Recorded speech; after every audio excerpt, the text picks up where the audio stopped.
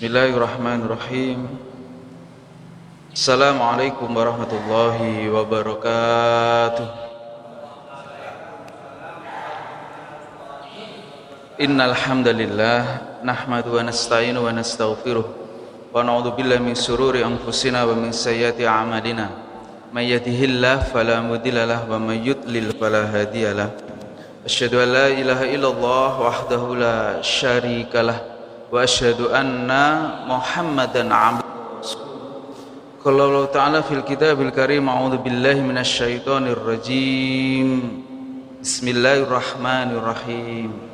Ya ayyuhalladzina amanu taqullaha wa qulu qawlan sadida yuslih lakum a'malakum wa yaghfir lakum dzunubakum wa may yuti'illah wa rasulahu faqad faza fawzan 'azima. Ya ayyuhalladzina amanu taqullaha haqqa tuqatih wa la tamutunna illa wa antum muslimun. Allahumma sholli ala Muhammad wa ala alihi wa ashabihi wa man tabi'ahum bi ihsan ila yaumidin. Masalakan wa man lam yasha lam yakun. Jamaah salat subuh Masjid Baitul Muttaqin yang insyaallah sehat dan bahagia.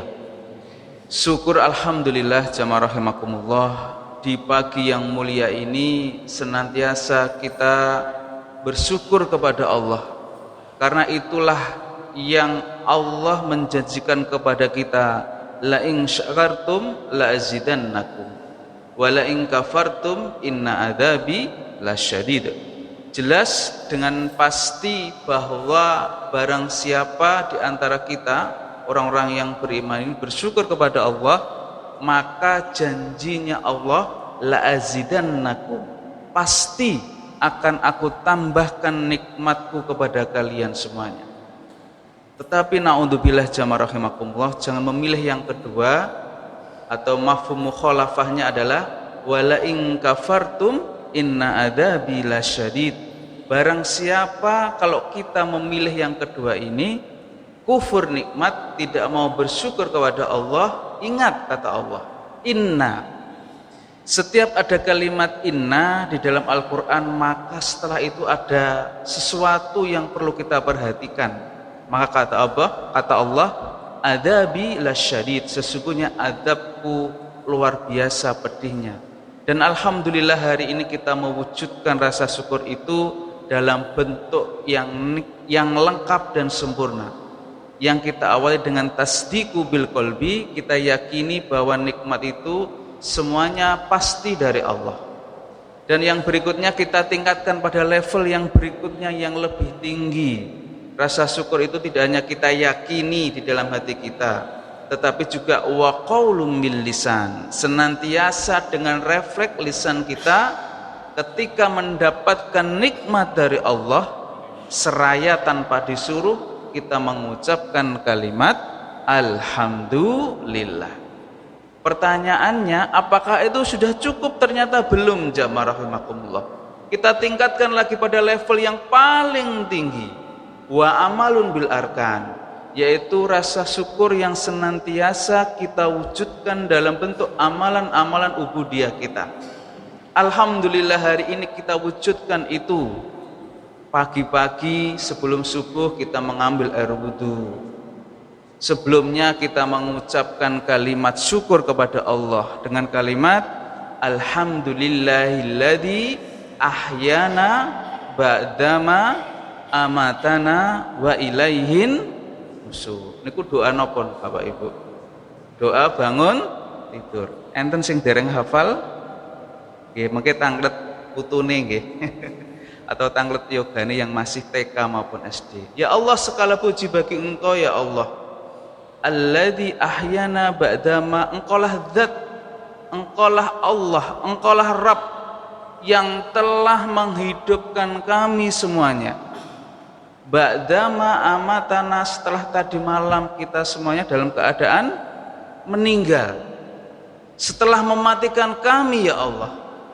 Wa ilaihin nusur, dan kepadamulah ya Allah nanti kita akan kembali. Jamaah rahimakumullah, inilah hari ini kita mewujudkan rasa syukur itu dalam bentuk yang lengkap dan sempurna, dan mudah-mudahan kita juga bermunajat berdoa pada Allah, semua amalan-amalan kita diterima oleh Allah, dan insya Allah nanti kita dikumpulkan di surganya Allah Subhanahu wa taala. Amin ya rabbal alamin.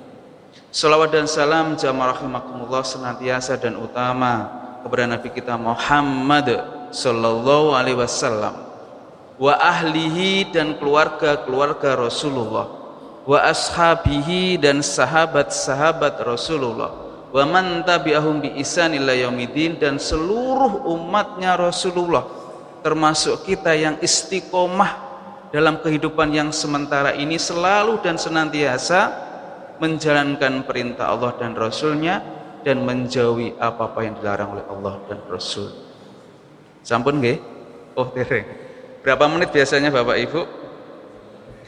7 menit. Bapak Ibu, ada sebuah kisah cerita dari seorang sahabat yang luar biasa, menjadi inspirasi, contoh, hikmah yang insya Allah nanti akan kita ambil pembelajarannya, dan insya Allah nanti akan kita amalkan dan juga kita dakwahkan kepada lingkungan keluarga kita dan jamaah kita. Bapak Ibu, ada seorang sahabat yang dulunya adalah beliau ini seorang yang istiqomah dalam kehidupannya. Dia belajar kitab Taurat di kota Yasrib pada waktu itu, dan dia belajar membaca, mengkaji, sehingga beliau ini menjadi seorang panutan ulama pada waktu itu. Setiap perkara tentang masalah dunia akhirat berkaitan dengan sosial budaya, ya, muamal dan lain sebagainya selalu ditanyakan kepada beliau, dan beliau menjadi pemuka orang-orang Yahudi di kota Madinah atau kota Yasrib sebelum datangnya Rasulullah dan para sahabat. Sehingga di dalam kitab Tauratnya itu dia belajar dan mengkaji, ternyata ada sebuah syariat, sebuah aturan, sebuah pemberitahuan bahwa sama dengan Injil, ya'ti mim ba'di ismuhu Ahmad, bahwa di Taurat itu disebutkan dan dijelaskan akan datang sebuah nubuah, seorang Rasulullah yang terakhir, yang menjadi khatamul anbiya, penutup para nabi, yaitu seorang nabi yang bernama Ahmad atau Muhammad. Seperti dalam surat As-Saff disebutkan ketika Isa pada waktu itu di hadapan kaumnya, dia juga berkata, ya'ti mim ba'di ismuhu Ahmad, di dalam surat As-Saff surat ke-61, bahwa nanti akan datang seorang nabi setelahku, kata Isa, seorang rasul utusan Allah yang bernama Ahmad atau Muhammad. Maka setelah itu si sahabat ini berdoa pada Allah, ya Allah, tulil umuri, berilah aku umur yang panjang sehingga aku nanti bisa menyaksikan sosok seorang yang Engkau janjikan di dalam kitab Taurat ini. Subhanallah, qadratullah, dengan izin Allah maka seorang ini diberikan umur yang panjang, ialah yang bernama Abdullah ibnu Salam, seorang sahabat dari kota Yasrib yang nanti akan menjadi orang yang salah satu pertama yang masuk dalam agama Islam ketika Rasulullah dan para sahabatnya hijrah dari kota Makkah menuju kota Madinah. Tetapi jamaah rahimakumullah, hidayah itu selalu datang kepada orang-orang yang Allah inginkan, tetapi dengan kekritisannya, dengan keilmuannya yang luar biasa, maka Abdullah ibnu Salam ini tidak semena-mena atau tidak semata-mata ujuk-ujuk tiba-tiba langsung percaya. Sehingga ketika dia mendengar datangnya Rasulullah dan para sahabatnya di kota Yasrib pada waktu itu, dia bertanya tentang, ada 3 pertanyaan. Yang pertama tentang tanda-tanda hari kiamat dan apa yang terjadi pada waktu itu. Yang kedua adalah makanan pertama apa yang dimakan oleh penduduk surga ketika nanti masuk surga. Dan yang ketiga adalah pertanyaan yang luar biasa, yang ini hanya bisa dijawab oleh orang yang berilmu yang dijaga oleh Allah dalam kitab Taurat tadi.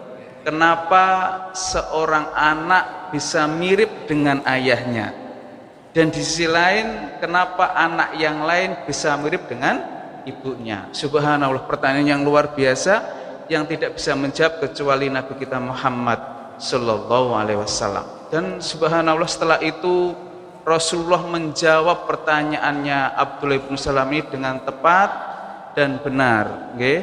Pertama adalah datangnya hari kiamat itu ketika tanda-tandanya ketika ada sebuah api yang menggiring makhluk ataupun manusia terakhir pada waktu itu menuju suatu tempat yang bernama Yaman, atau di riwayat yang lain dijelaskan bahwa nanti akan ada tanda-tanda hari kiamat yang Allah sebutkan dan Rasulullah jelaskan. Yang kedua adalah makanan apa yang pertama yang dimakan oleh penduduk surga, maka Nabi Muhammad menjawab bahwa yang dimakan yang pertama adalah cuping atau hatinya ikan paus. Dan yang ketiga ini sebenarnya agak horor ini, anak-anak di sini sudah balik semuanya. Kenapa seorang anak bisa mirip dengan ayahnya dan kenapa seorang anak yang mirip dengan ibunya? Ini saya jelaskan di season yang lain. Jamaah rahimakumullah. Jamaah rahimakumullah, setelah itu Abdullah bin Salam mendengar ada di sebuah tempat di kota Yasrib pada waktu itu segerombolan orang yang datang dan mereka melihat ada seorang sosok lelaki, manusia yang baru yang datang dari kota Makkah. Maka setelah itu Abdullah bin Salam ikut hadir di tengah-tengah mereka, sehingga di dalam hadis Tirmidzi dia menyebutkan araftu anna wajhahu laisa biwajhil kadzab. Saya benar meneliti, mirip dan persis, bahasa kita adalah plek-ketiplek seperti yang Allah terangkan di dalam kitab Taurat. Saya tidak melihat secara fisik maupun ucapannya biwajhi kadzab, seorang pembohong. Berarti dia adalah orang yang jujur, orang yang benar, al-amin disematkan pada dirinya. Sehingga setelah itu dia mendengarkan perkataan yang diucapkan oleh Nabi kita Muhammad ketika pertama kali datang di kota Yasrib. Jamaah rahimakumullah, inilah kalimat yang insya Allah nanti akan kita bawa pembelajaran itu ke rumah kita masing-masing.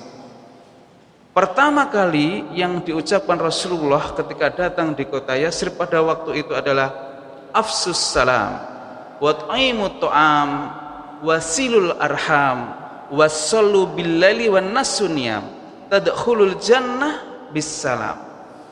Jamaah rahimakumullah, kata Abdullah bin Salam, pertama kali yang diucapkan Rasulullah ketika datang di kota Yasrib adalah afsus salam.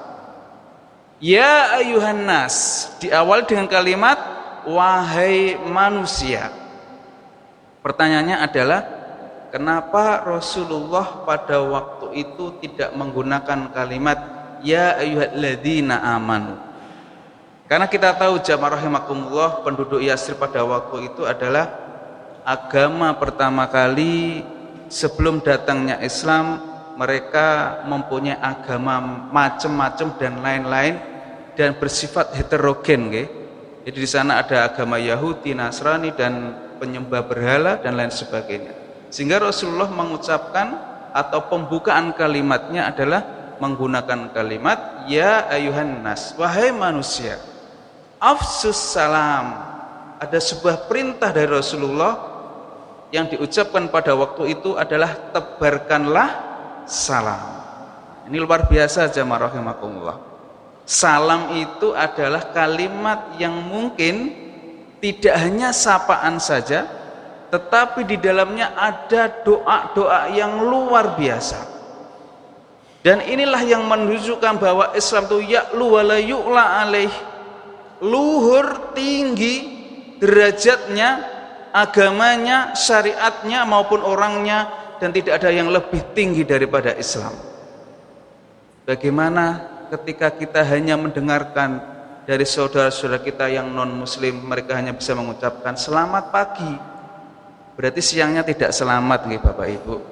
Ketika mengucapkan selamat siang, berarti mereka tidak mengucapkan doa kepada kita, sorenya kita akan selamat, selamat sore dan selamat malam. Tetapi luar biasanya kita mempunyai sebuah kalimat yang dalamnya adalah doa-doanya, Assalamualaikum warahmatullahi wabarakatuh. Yang mengucapkan sunnah, yang menjawabkan hukumnya wajib. Keselamatan bagi kalian, rahmatnya Allah, kasih sayangnya Allah, dan barokahnya pada kalian, dan tidak ada jeda waktu sore, siang, petang, malam, dan lain sebagainya. Inilah menunjukkan jamaah rahimakumullah, semakin kita yakin, semakin kita bangga sebagai seorang muslim bahwa agama kita lah agama yang paling sempurna, tidak hanya pada prakteknya tetapi dalam peramalan dan lain sebagainya. Jamaah rahimakumullah, di dalam riwayat yang lain ketika Rasulullah ditanya tentang ayul Islamul khair, jadi Rasulullah niku Bapak Ibu jamaah rahimakumullah Masjid Baitul Muttaqin, ketika ditanya maka Rasulullah itu tahu siapa yang bertanya. Ketika kalau yang bertanya itu bermasalah dengan orang tuanya, ketika Rasulullah ditanya ayu Islamul khair, ya Rasulullah Islam yang baik itu seperti apa, maka Rasulullah menjawab birrul walidain. Ya, jadi Rasulullah ngerti, paham bahwa yang bertanya ini bermasalah dengan kedua orang tuanya. Maka ketika ditanya ya Rasulullah Islam yang paling baik itu seperti apa, maka berbaktilah kepada orang tua. Di suatu saat Rasulullah juga ditanya ayu Islamul khair, ya Rasulullah Islam yang baik itu apa? As-sholatu ala waktiha, sholat tepat pada. Berarti orang ini bermasalah dengan apa Bapak Ibu? Dengan sholatnya. Luar biasanya Rasulullah seperti itu, beda dengan kita nggih. Dan Rasulullah itu cirinya Bapak Ibu kalau ngomong itu pendek tapi maknanya dalam. Kalau kita ngomong wakeh kadang gak ono maknane. Nah, itulah bedanya kita. Maka selalu kita merujuk dan mencontoh dari Nabi kita Muhammad sallallahu alaihi wasallam. Maka pada suatu saat Rasulullah ditanya, "Ya Rasulullah, Islam yang baik itu seperti apa dalam prakteknya?" Maka Rasulullah menjawab, "Tut'imu tu'am atau taqra'us salam wa tu'imu tu'am. Tut'imu tu'am wa taqra'us salam ala man arafta wa man lam ta'rif."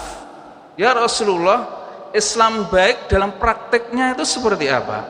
Maka Rasulullah menjawab, Islam yang baik itu apabila kamu mau dan mampu memberikan makan, wa taqra'us salam, dan bisa mengucapkan salam, ala man arafta, kepada orang yang setelah kamu kenal, telah kalian kenali, wa man lam ta'rif, dan kepada orang yang belum kalian kenal. Berarti gimana prakteknya jamaah rahimakumullah?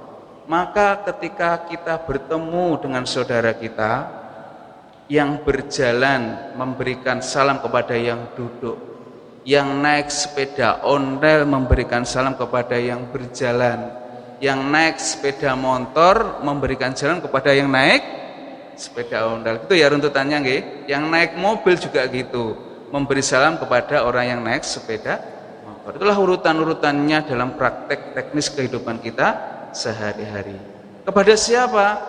Kepada orang-orang yang pernah dan sudah kita kenal, dan kepada mereka yang belum kita kenal. Maka salam ini jangan sampai ngapunten nggih. Sekarang kan lagi luar biasa bagaimana kita dicontohkan oleh public figure kita. Ini agak sensitif nih sebenarnya. Pripun hukumnya niku? Jenengan wani napa mboten? Di akhirat nanti diminta pertanggungjawaban oleh Allah.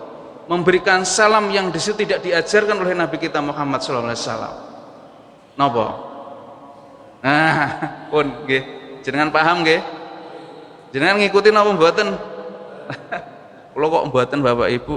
Mboten napa-napa wedi teng donya, nggih. Sing penting teng akhirat kita nanti kita tidak diminta pertanggungjawab. Karena yang diajarkan oleh Nabi kita yaitu, yang dicontohkan oleh agama kita yaitu, sampai kita ketika mengucapkan salam ini hanya ditujukan yang seakidah dengan kita, yang seiman dengan kita.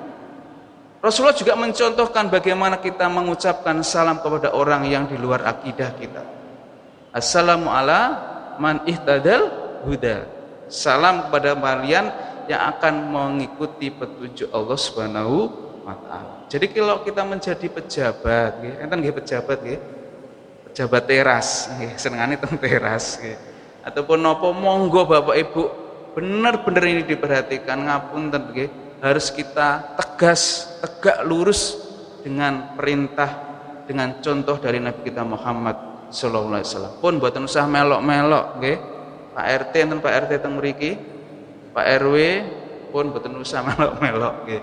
Niki kan berapa tahun terakhir nggih wonten niki. Masyaallah, dicontohkan malah nggih. Tapi kita sedaya insyaallah thiqah dobit dan tidak berani dan tidak mau mencoba-coba seperti itu. Karena ngapunten nanti kita itu tidak ditanggung oleh anak kita maupun pejabat kita di akhirat ketika dibangkitkan dari alam kubur atau dibangkitkan dari alam barzah menuju alam kekekalan. Dihisab di mizan, dipertanggungjawabkan atas amalan kita masing-masing. Yang kedua, jamaah rahimakumullah, wat'imu ta'am. Pesannya Rasul adalah berikanlah makan. Inilah kenapa Islam pada waktu itu cepat dan menyebar di kota Madinah. Yang dulunya kota yang biasa saja menjadi sebuah kota yang al-munawarah, bersinar. Karena Rasulullah tidak hanya melalui kalimat khutbah, kalimat tausiah, tetapi memberikan uswah hasanah, contoh yang baik. Maka kata Rasulullah, ketika kamu memasak makanan yang di dalamnya ada kuahnya, maka perbanyaklah kuahnya dan berikan kepada tetangga sebelah. Subhanallah. Rasulullah tidak membatasi apakah mereka beragama satu akidah dengan kita ataukah mempunyai agama yang lain.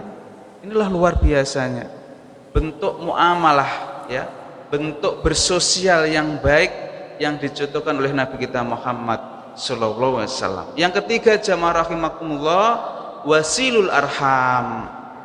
Selain kalian bisa menyebarkan salam dan bisa untuk memberikan makan kepada orang yang seakidah, yang seagama, maupun kepada orang yang di luar agama kamu, maka kata Rasulullah, sambunglah tali silaturrahim, sambunglah tali silaturrahmi. Dan inilah jamaah rahimakumullah bentuk bakti kita, bentuk taat kita kepada orang tua kita yang sudah meninggal. Silaturahmi itu luar biasa Bapak Ibu. Ketika orang tua, Bapak Ibu kita, ayah ibu kita meninggal, maka salah satu bakti kita kepada mereka adalah mendatangi. Siapa dulu yang pernah berinteraksi dengan Bapak Ibu kita? Siapakah saudara-saudara Bapak Ibu kita? Kita sambung lagi. Sampai Rasulullah itu mengancam, la yadkhulul jannah man qati'ur rahim, tidak akan masuk surga orang yang memutus tali silaturahmi. Di situ banyak hikmah, diperpanjang umur kita, diberkahi rezeki kita. Subhanallah.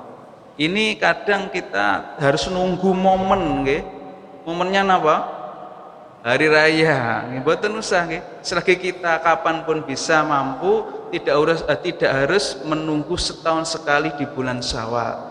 Sekarang bisa, ayo minimal silaturahim kita adalah melalui nopo. Nah, ini kan ada tingkatan-tingkatan melalui WA, nggih.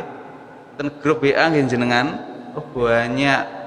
Sampai sak HP enten 100 grup nggih Bapak Ibu.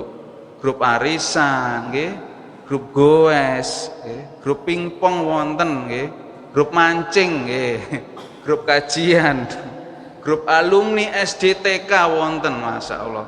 Sampai grup RT RW nggih wonten, grup bani-bani keluarga nggih wonten. Dari situlah kita bersilaturahmi. Dan yang lebih baik adalah bertemu, bermuwajahah, bertatap muka. Yang keempat, jamaah rahimakumullah, pesan Rasulullah ketika pertama kali datang di kota Yatsrib adalah wasolul billail wan nasu niyam, dan biasakanlah salat qiyamul lail wan nasu niyam, dan kebanyakan anas manusia dalam keadaan nama yanumu naum, tidur. Subhanallah. Amalan yang perlu dipaksa awalnya. amalan yang perlu diistiqomahi, nggih. Istiqomah niku napa? Continue. Ajek jare wong keputih niku ajek tetep nggih. Dan diperjuangkan jamaah rahimakumullah. Mboten napa-napa dipaksa. Nggih, minimal diri kita sendiri. Memang sulit, tetapi kalau terbiasa, kalau teng mriki niku mesti ningali ibu-ibu teng jaba niku sampun nggih. Sampun siap nggih, bapak-bapaknya sudah mulai masuk ke masjid. Ini luar biasa Bapak Ibu. Dan Allah memilih kita di antara jutaan ribuan umat muslim ketika kita bisa qiyamul lail, berdiri salat di sepertiga malam yang akhir. Okay. Jadi sepertiga malam itu nggih sekitar jam 3 nggih. Kalau kita mulai malam itu kan startnya mulai maghrib sampai nanti datang waktu subuh. Cari sepertiga malamnya yang mana. Wa minal laili fatajad bitna fil talaq asa ayab'atsaka rabbuka maqamam mahmuda. Allah juga memberikan reward jamaah rahimakumullah. Barang siapa kalian orang-orang yang beriman ini mau dan mampu berdiri tahajud qiyamul lail di sepertiga malam-malam yang akhir, nafilatalak sebagai tambahan amal kalian, dan diberikan maqamam mahmuda, diberikan Allah suatu penghargaan langsung dari Allah berupa maqamam mahmuda, tempat kedudukan posisi yang mahmuda, terpuji. Di mana itu jamaah rahimakumullah? Fid dunya wal akhirah. Allah menjanjikan ini adalah di dunia dan akhirat. Dan di hadis akhir yang diberikan oleh Banu Abdullah ibnu Salam, penutup hadisnya adalah tadkhulul jannah bisalam. Dan apabila kalian mau dan mampu menyebarkan salam, memberikan makan, menyambung tali silaturahim, dan kalian bisa untuk selalu istiqomah sholat di sepertiga malam yang akhir, ingat Allah akan memberikan penghargaan tadkhulul jannah bisalam. Kalian akan masuk ke surganya Allah dengan selamat. Mudah-mudahan niku Bapak Ibu sedikit sekitar 20 menit nggih. Mudah-mudahan dapat kita ambil pembelajaran ini tidak hanya untuk kita, tetapi juga kita dakwahkan minimal kepada anak-anak kita dan istri kita dan keluarga maupun lingkungan sekitar kita. Mudah-mudahan menjadikan suatu amalan yang dapat kita istiqomahi, dan kita meminta pada Allah mudah-mudahan tidak hanya berinteraksi berjamaah di dunia, tetapi insya Allah nanti kita dikumpulkan di surganya Allah Subhanahu wa taala. Terima kasih. Nasrun minallah wa fathun qarib wa basyiril mu'minin walhamdulillahirabbil alamin. Wassalamualaikum warahmatullahi wabarakatuh. Waalaikumsalam.